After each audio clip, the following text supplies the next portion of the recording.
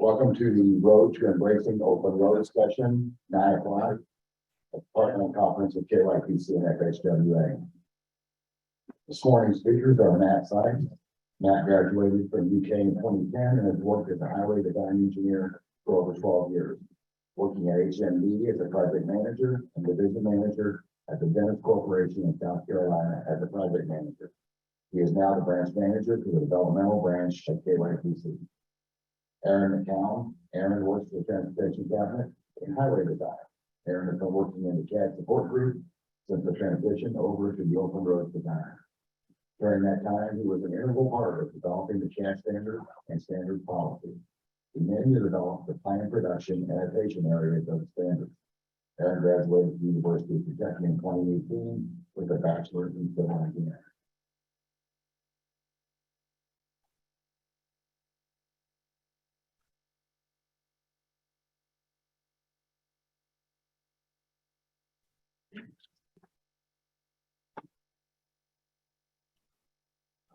Everybody hear me all right?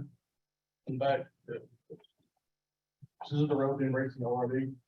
I'm Aaron, of course. That's Matt.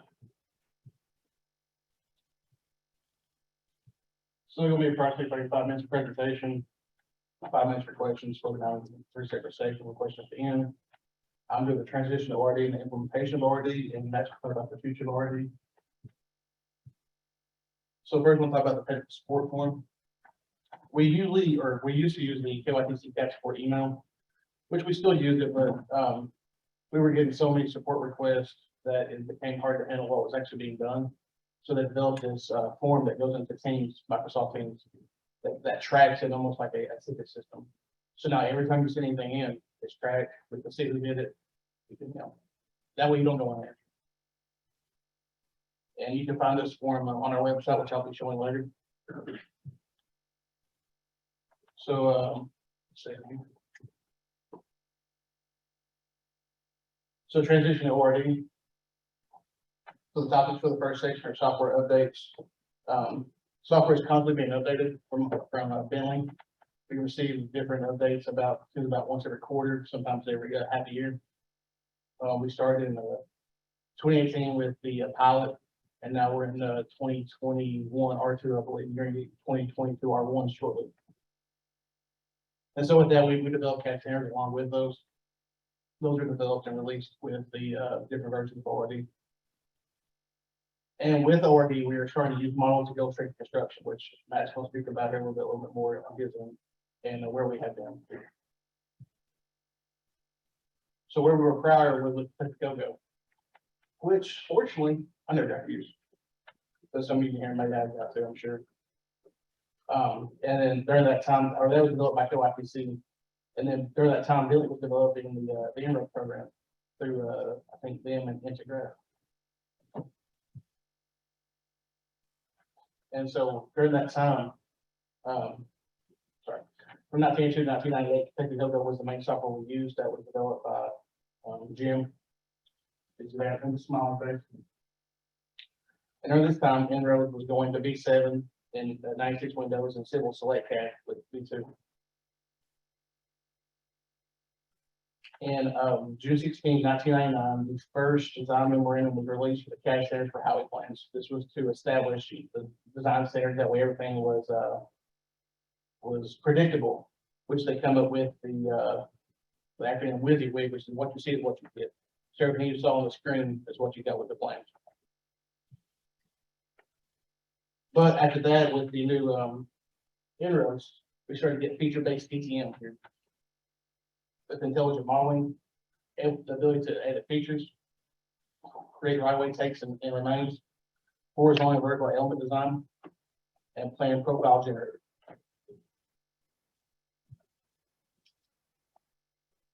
Where Bentley is at this time.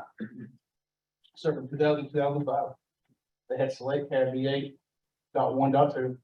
And then the inroads suite started in 2002 with V8.3. And as y'all remember, you use inroads, there was a lot of releases during that time as well, just like we're seeing today with OpenRoads.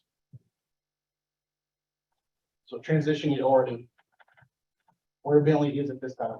So in 2006, they released the V8 version of inroads, and the design memorandum number 18805 started the electronic file submittal checklist. This is the first checklist we started using. But if you notice, which some of y'all may remember, there's actually a no checkbox, which led to a lot of issues, but some designers or consultants or internal designers were not really submitting the what we call supplemental data at that time. And so they weren't receiving it at all, which they actually decided they wanted, I guess, at some point. So the transition to ORD shortly after that, the supplemental file changed. And there were 16 years of model provided for construction. Now you're providing your existing UTMs, your proposed terrains, everything that was in the supplemental checklist. So now we had Inroad Group V8, which we all use. V8 in 2008 version, Select Series 1 and 2, and then Power Inroads, which is what you're using now if you're still using Inroads. So that was like talk about what we're doing right now with the order. So the first bullet point, which I'm sure you all most of you heard this, is get on board. We're moving that way. We're using the software. I've been using it for a little over 3 years. I know some of y'all here have it well to help us, and it's that's the way we're going. It's just how suggested we use the software and stay up to date with the software as well. So 10/23/19. The project development memorandum was announced. This was the memo that set the project start date to use ORD. That was November 1st, 2020. I'm gonna read the statement here a little bit. So all new projects start after November 1st, 2019 with a letting date after November 1st, 2020 shall comply with CAD standards V4 FAQ and opinions and shall be submitted in OpenRoads Designer or microsection Kinetic PGM format. The project manager shall decide whether to convert current projects with consideration to project schedule. So what this is actually doing is putting a set date and time for us to implement into ORD. That we were waiting around, we were developing standards, but this actually put in an actual set date that we had to be done, or I guess we had to get started to enough to y'all to work on it, and y'all had to continue out that with us. So the implementation of ORD. So this is just a snippet from the web page. At the very top, we have the ORD CAD standards. So this is where you download the CAD standards configuration for ORD. For all internal users, we go through project wise, but for all our consultants and external users, they you can download the CAD standards here at this link. And then the next is the listserv. So this is very important. We send out emails with our standards or anything like, or any other update you have, maybe like a tips and tricks sometimes, or if there's a major fix or break that we have in the standard, we'll send it out via this listserv. It's easy to get to. Just go to the KYTC website for CAD standards and then I think it's kind of hard to see the picture, but the first one is subscribe. And they'll get you put on the listserv. We're not gonna spam you with emails. We send one out about every month or every quarter. And lastly, at the bottom is the new CAD support form. That's the form I showed you on I think the first second slide there. Like I said before, this gives us a way to track while all issues are coming in.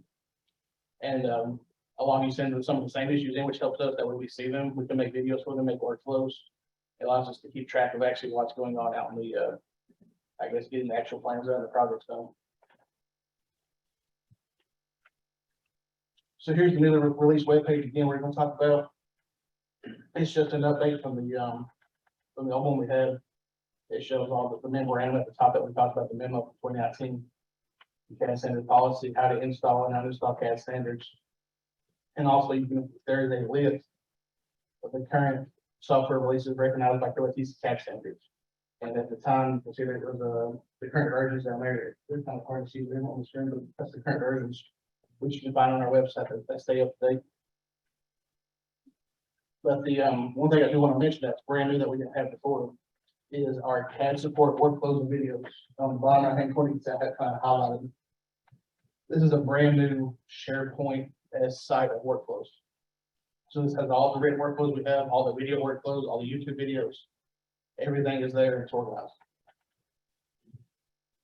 So here's what the new webpage looks like. Everybody can access it, internal and external users. You have the different categories. Plan production, design, modeling, drainage, survey, and getting started in ORD. So here's the getting started in ORD. This is what the kind of what the page looks like. The top of the videos, there's a list of videos there. Model review, how to attach alien images, and so on and so forth. At the bottom, the written workflows. These are some of them we use. They're kind of, they go along with the videos as well. Some of them don't. It's just, it gives you a place to have all of our stuff there at one place you can go to every time. System. So here's a list of the KYTC KYTC standards versions for ORD. So I have been here for all these releases, starting in 2019 all the way through to 2022 at the end there. We are set to release another set of standards in the next week or so. That's going to be for the 2021 R2 version. But I just want it just kind of, it's interesting to see how many versions we release, and then you look at the releases of ORD. We're kind of following right along with them. From the 2019 R1 beta all the way to the 2022 R1, 2021 R3. It's supposed to be released in the fourth quarter of 2022. We haven't heard from them yet. They should be released soon, hopefully. But it just kind of goes to show them the left of the Senate one for thing that we are adapting with Bentley as they release information. We're staying up to date on the bleeding edge, if you will. Like we're bleeding, but it's hard to stay up there with them. But we're doing our best to stay with them when they're released. We test it first and send it out for everybody else. So within the adoption of Bentley comes their updates and version testing, service requests, and monthly meetings with Bentley. So myself, Matt, Patrick, and other people in the cash support and development branch meet with Bentley. We submit service requests to them for anything that we can't fix in-house. And with that, you can see the numbers here. So I'm going to start on the left image there, the already microstation SR created 2013 to 2022. From 2013 to 2018, during inroads, not very many, some here and there. But as soon as we did the already implementation, you can see in red, we're in a straight for 45 the first year. And this is issues or defects, anything that is not working in the software that we found, you all send in. We send those to Bentley. But as bad as 45 is, as you can see, as the year progresses, we're getting fewer and fewer. I think that's due to two different factors. Number one is that the software is getting better. Just like with Inroad, we had a lot of versions. Already going to have a lot of versions as well. And the software is getting better with every release. The bugs are being fixed. Things of that nature. And the second reason I think is that we're all getting better with the software as well. We're all working better. We're doing better workflows. We're trying to not use the SSP workflows in ORD. We're not creating issues in the files. And I think using those both together, that we are actually eliminating SR things, which is good for us and good for them as well. And on the right hand side, you can see the ones that actually submitted out for microstation versus OpenRoads. OpenRoads getting more SR sent in for the fact that we use ORD more. Even for microstation, most users use ORD. It's got microstation built in. I don't know how many users we actually have just use straight microstation, but not very well. So after that, I think there's no reason why the SRs are going down due to our training. We're working with CAD productivity for training ORD. I'm sure most of y'all have had them before. Absolutely, I'm sure you have. They taught everything from Inroads to microstation, all the way up to ORD now. Just want to give them a little shout out. They provide great training. They work with us, and we developed a training based on KYTC standards and how KYTC does things. So if you haven't had them or don't use them for training, highly recommend it. They give you a hands-on book, and the book it's essential. We're doing like just developing through a project, and the book is great to refer to. We refer to it daily for things. Support, check out page 14-2 for that in the book. I highly recommend them. So within the implementation of ORD, myself and Chris Smith in District 4 decided to take on a 17+ mile, 2+1 line and go. on existing 68. This was very difficult. It was the first job we did, I think, in-house to completion. Using ORD and the standards, a lot of the standards developed off this project, a lot of the sheets were, it was very vital in us implementing into ORD. One thing that Matt wanted to make sure I mentioned to you all is that the final deliverables remain the same. Nothing has changed as far as the final deliverable goes. They are still PDFs. This can be found in KYTC cash transfer policy, add policy page 6, and appendix page 8. Appendix page 8. Showing the images here. It's the same as it was prior. The PDF is still the binding contract, the final document submitted. One thing we had done this year that we never had done before was a blueprint review. This is comes from Bentley. What they do is we send them our workspace, and they just go through it with a fine tooth comb, and they pick apart what we do, what we don't have, and they send us I think a 45 or 46 page document back about some of the issues we have, which thankfully most of them were minor and they're kind of opinionated problems, just things we have set the way we like them. And they actually gave us a really nice kudos that said they're one of the best workspaces they have seen. So we're really happy to have that. Implementation of ORD cash standards upcoming release. This one's supposed to be released in mid-September 2022, probably the next week or so. There's a lot of changes, revisions including this, including the feature definition updates. Rock roadbed feature definitions have been implemented now into the templates you use those to get your quantities. Updated C files with no civil models, body labels updated, existing easement annotations. And currently we have 26 changes and revisions to be delivered in the upcoming release. I think with that, I'm gonna hand that off to Matt. Thank you all.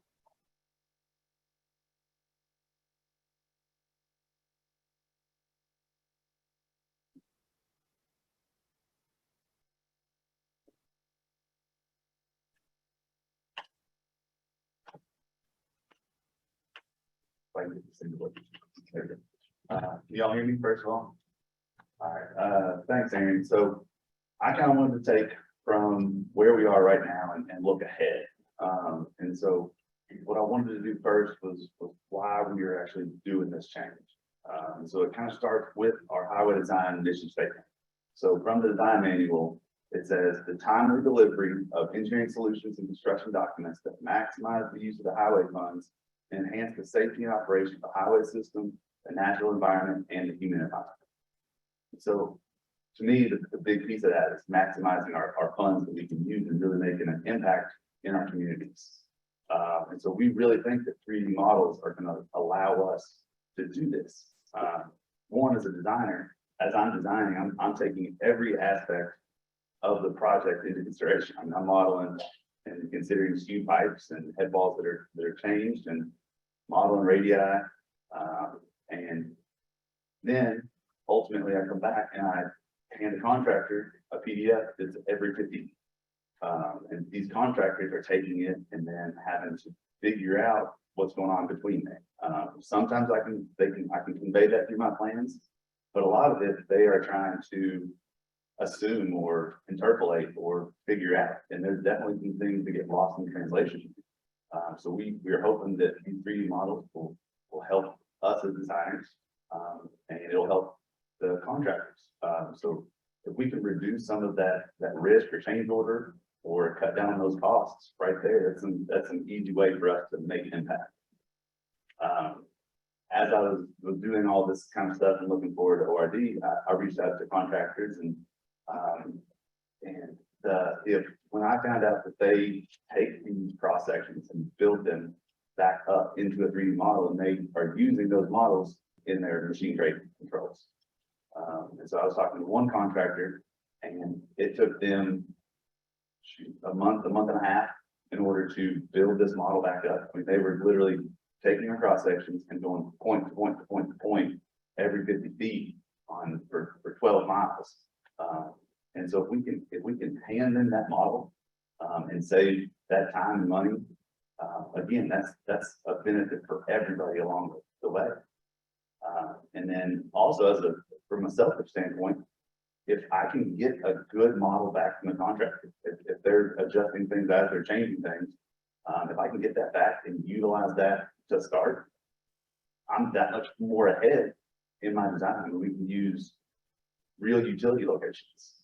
We can get property information and have that stuff at our fingertips right now.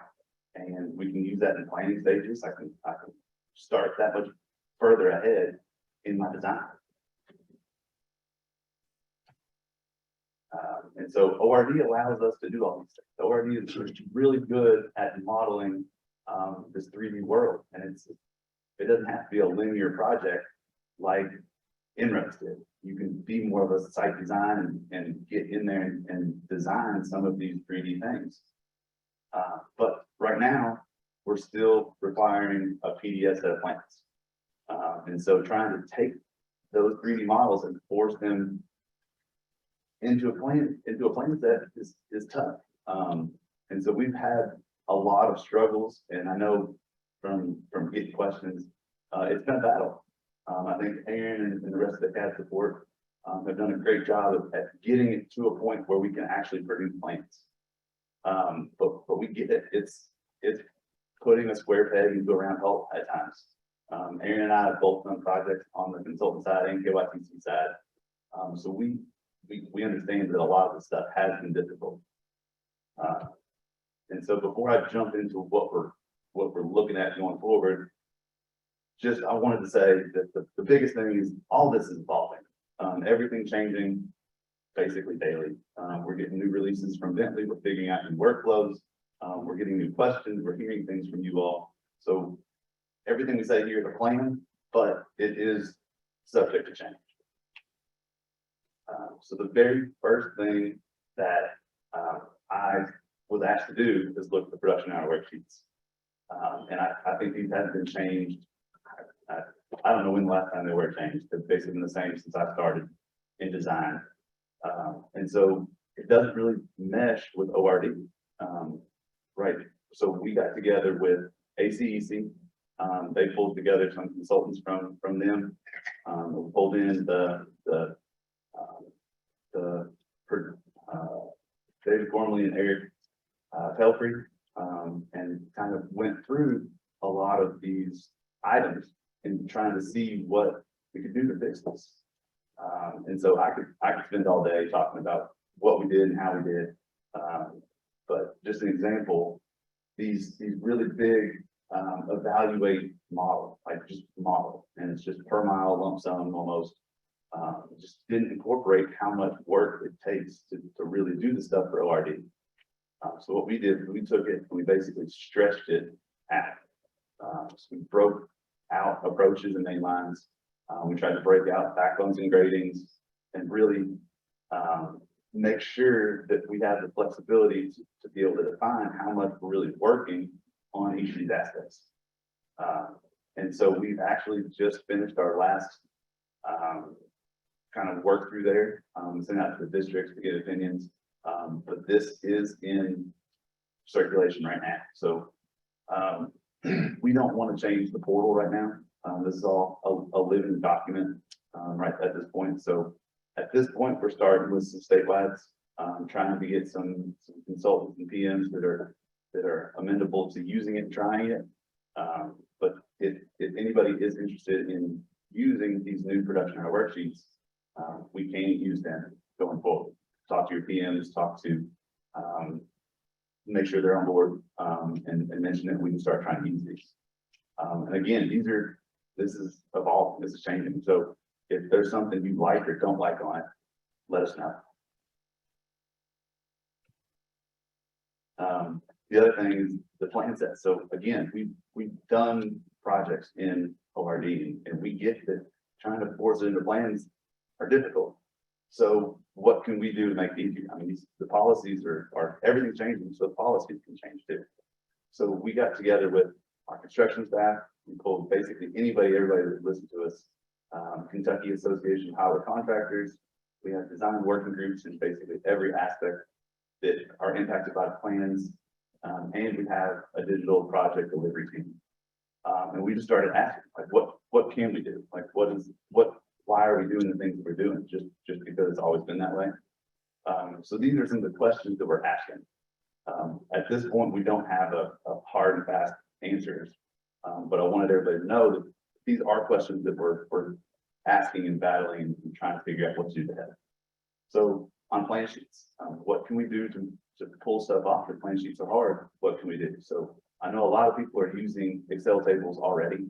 Can we maximize that? Can we make it simpler from our end to use? Can we pull plan notes off of other plans? Do we really need them on there? Can we?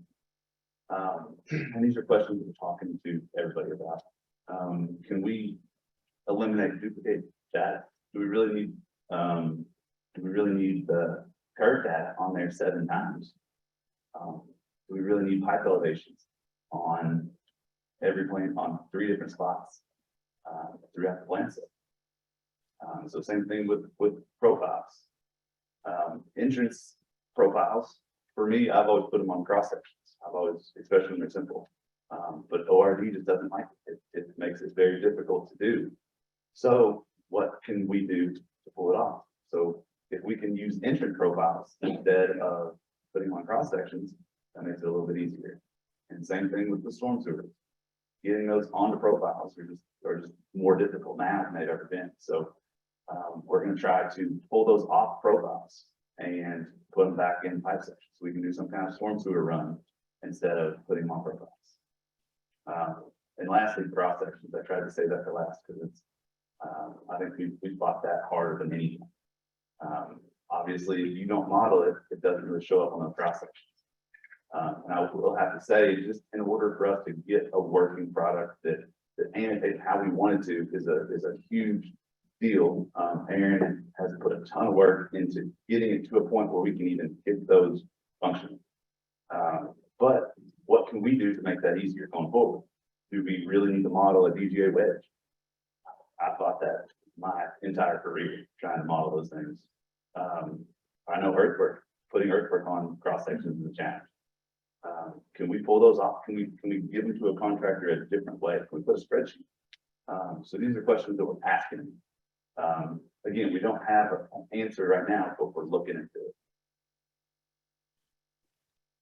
One thing that we are going to do right now with the new standards coming up are utilizing grayscales for plans. It's kind of a low-hanging fruit, something that we could kind of do and move forward with. But on busy plan sheets, it's hard to read anything. So we are going to utilize graying out the existing every manuscript, basically. This has been around through construction right away. Everybody kind of agrees it's a good idea. So we're going to give pen tables to the next CAD standards and require this for everything. One thing that we are also working on is our civil cells. And so there's actually another presentation that's going to be later today. So I don't want to hit this too hard, but it is something that we are working on. So if people don't know, now that we're modeling everything, if you can select your center line, if you can select your center line, select your pavement, and the civil cell will do a lot of that work for you, that is some efficiency that we can gain from OpenRoads and really make a difference there. Again, I don't want to get into too much, but if you're interested in them, there is another presentation on that later today.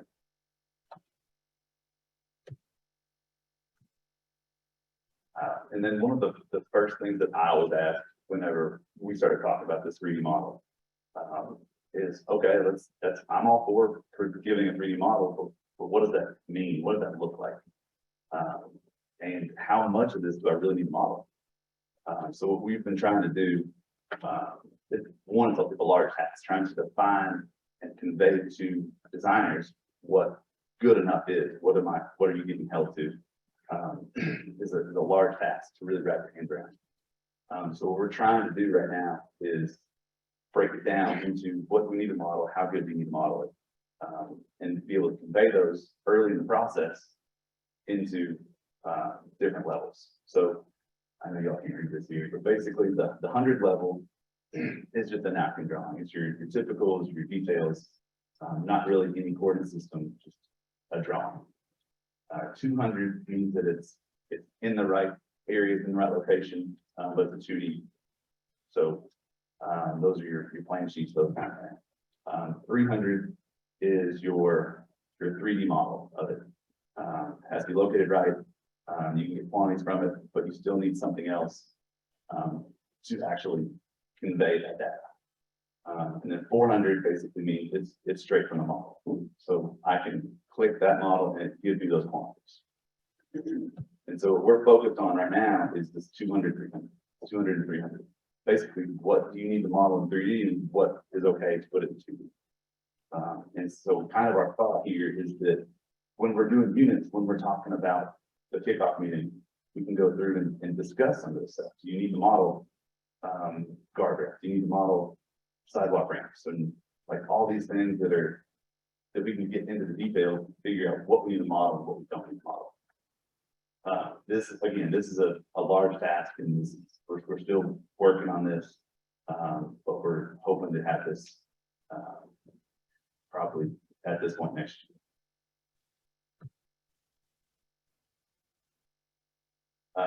One thing that we want to try to get out of ORD, if we have to model all this stuff already,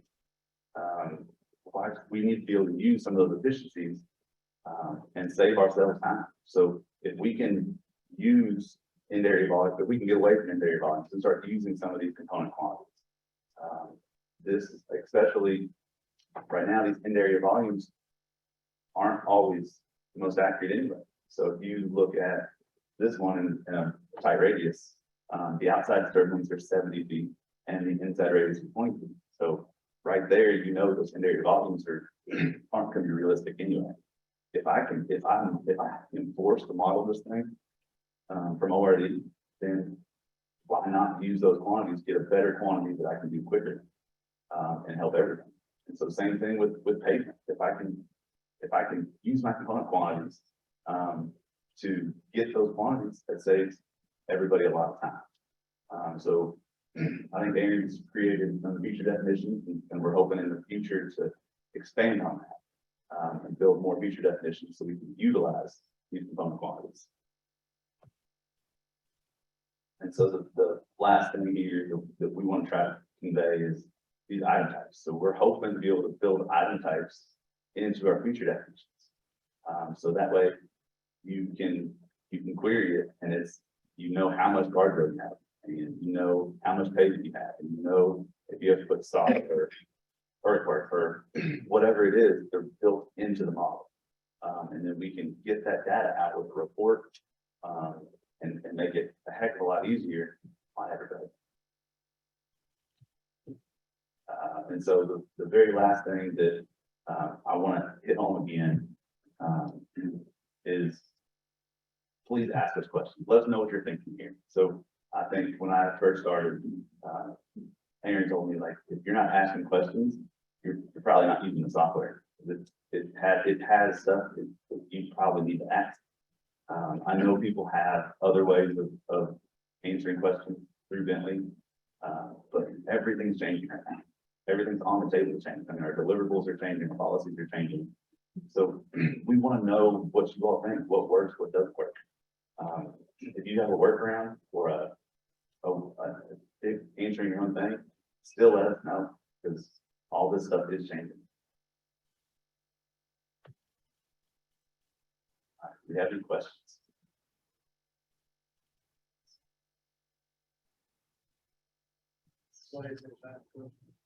Yeah, we shouldn't have left 5 minutes. Yeah. All right, well, if there's no questions, I guess yes, sir. I got a question. I'm not sure if it's relevant to this or not. But you're talking about putting out a feature. Is there going to be, I'm a surveyor, so is there going to be a new feature definition library that's going to be created as well with these updates, or? Sure, and that's part of it. We're going to build it from the survey code up. So as we're a utility line, so Aaron worked really hard to implement quality levels into our utilities. So now, if you go and survey something and it's a quality level C, then you survey with that code and it comes in correctly with the right feature definition, and it goes through the plan, so it shows up on your just open profile, plan profile and cross section. All from the feature codes survey. Okay, excellent. And that was in the latest release in, April. Good question. All right, anything else? Can you speak more to what the contractor's expectations or what their desires are, what we're giving them feedback? Sure. Yeah, that's a great question. The biggest thing is right now they are using 3D models. Like they're ahead of us on that. So they're taking they're taking our deliverables. A lot of times they're looking at whatever we're presenting to them. So usually an XML is what they want. They're looking at it. A lot of times it's not working. So they're literally just throwing it away and building it up themselves. So they're taking these and creating their own 3D model. So ORD is forcing us to build this model, then we're stripping it back down to get it to a plan set, and then they're taking it and building it back up. And it feels like there's that disconnect there. So when we're asking them what they want, and this is an ongoing discussion, we're still talking with a lot of contractors, that they want the model. They don't want to do that work. They're all for taking our model and using it and going from there. Does that answer that a little bit? Yes, sir. Kind of tack on that is part of the disconnect because some contractors tend to use some of their own proprietary software processes and technologies connected to ORD. Yeah. You guys kind of bridge that gap. Absolutely. I mean, that's been a big discussion. What can we provide them that actually works for them? And so right now what they're using is, they're usually using XMLs. That's kind of the language that bridges that gap. But we're hoping we're on some of these pilot projects, we're experimenting with Bentley Synchro with Trimble software that is providing them the actual model. So they can cut their own cross sections, they can do some of these things. We don't want to force it into one software forever. So we're trying to find something that will speak to everything.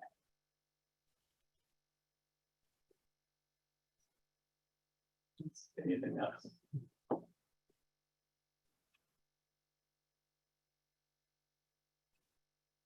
All right, well, thank you all very much.